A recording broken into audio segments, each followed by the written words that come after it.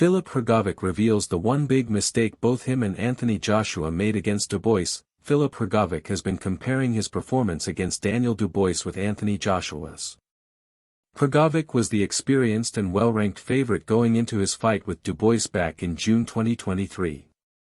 The contest was part of the 5v5 card that saw Matchroom take on Queensberry in a battle of the promoters out in Saudi Arabia, but it ended in disaster for the big Croatian as he was stopped inside 8 rounds. In the build-up, Hrgovic spoke at length about what he perceived to be Dubois' defensive and mental frailties, but none of them showed up on fight night. Speaking to the Ring magazine, he broke down what went wrong and admitted he underestimated his opponent.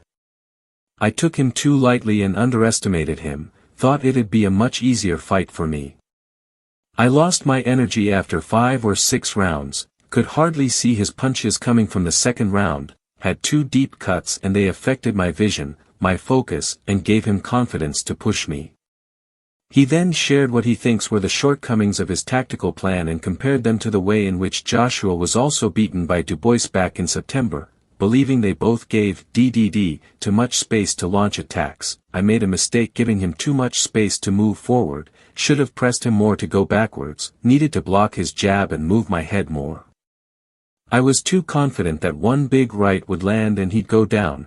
Joshua made the same mistake by letting him come forward, trying to catch him with counters. "We both did the same." Hrgovic looks to rebuild on April 5 when he takes a short-notice fight against former WBO interim heavyweight champion Joe Joyce in Manchester. A loss for either man would be a huge setback at this stage of their careers.